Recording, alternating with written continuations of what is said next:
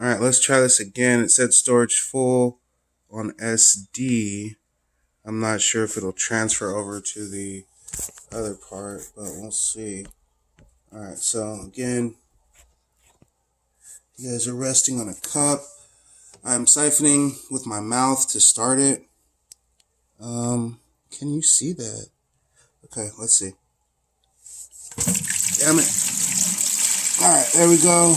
And I'm trying to, I don't know, I'm getting a good view for you guys, but this is basically, it's just siphoning out water and the sand at the same time. And the sand is just, I mean, if you have a large enough hose, the diameter of the hose, it's pretty easy. I've found. If you don't try and use something super small, like an airline tube or something of that nature, that wouldn't probably work so well. But this seems to be working just fine and not taking super long.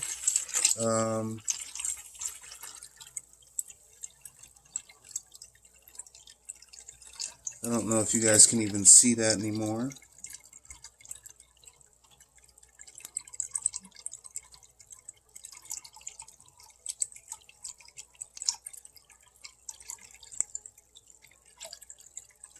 I'm almost full on this bucket here.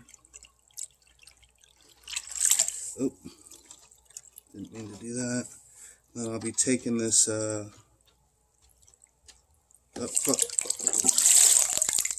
there we go. Alright, okay. Almost full. No. Okay, so, a couple pointers. Don't be an idiot and fill the bucket all the way up to the very top, because then you have more chance of spillage. I'll have to go back and look at this to see what you guys actually saw, but that's that, from the last snapshot short video piece to this one is what was done with the hose. Just siphoning it out and into the bucket. You can't see the sand. It's sitting, and I filled it up too far so that, yeah, it's dumping. Don't do that, dummy. All right, so, you can't see the sand because it's under the water. I was going to try and show you, I was going to try and pull some up from the bottom and show you that the sand is in there. But, like I said, you don't want to fill it up to the brim because then you can't show people the sand that's at the bottom. So, I'm going to continue doing this. Hopefully I can get this thing done today. Then scrub it down, get all this algae out, and then I'm going to redo, I think I'm going to do rocks and a different type of substrate. I could just clean all this substrate and then throw the substrate back in, and just do like a whole tear down and clean up and then redo it. I do like this substrate a lot, but I feel like we get issues here with this. It's right there by the window, so the lighter substrate seems to just not look as decent after a couple of minutes. And I don't know if it affects it as far as what can grow in here or what can live in here, but after about 2 years, I think this tank has been set up, nothing is able to live in here. Not sure why. I am not a master aquarist by any means, but so that's the main reason why I'm doing this is so that I can get life in here again and it doesn't just look like an eyesore.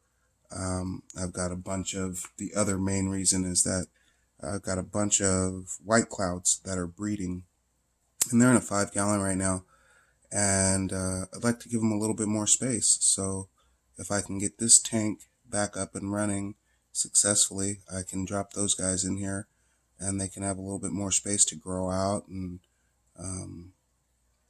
do their thing. So I would like to breed some autos. I don't see that happening. My autos seem to die pretty fast, which sucks because from what I understand, they're not captive bred.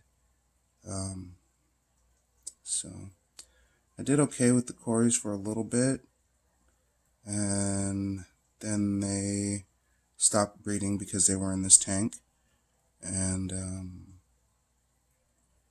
so I haven't been able to get them started breeding again. The guppies were doing okay. Probably need to thin those guys out, but I can never decide what I want to keep and what I don't. So that usually doesn't happen, the thinning part of it. So, and I don't know who wants them either. So there's that. Yeah. So that's where we're at now. Trying to scrub down these updraft pipes. Hopefully I can. I have no idea. It's just monstrous. It's super nasty. This is just gross. This is the airline tubing. It's just gross. At this point, I'm just like, cut it off here. don't even worry about scrubbing it. But yeah, I don't know. There's a heater in there. Maybe, I've heard story that the heaters can go bad, and that'll have a bad reaction on the tank. I don't know if the heater went bad. It didn't kill everything. Like 1 or 2 fish survived, but if I ever tried to put anything back into the tank, it would kill it. So this is my decision on how to deal with the issue is tear it down and rebuild. Yeah, I don't know. Maybe there was an easier way, but I could not find it. So water changes didn't seem to work or help. I think it was just too far gone, which is my fault, not keeping up on the maintenance. All right, so I'm going to finish this, try and keep this video short and sweet. Thanks for watching, and hopefully I get this thing done today.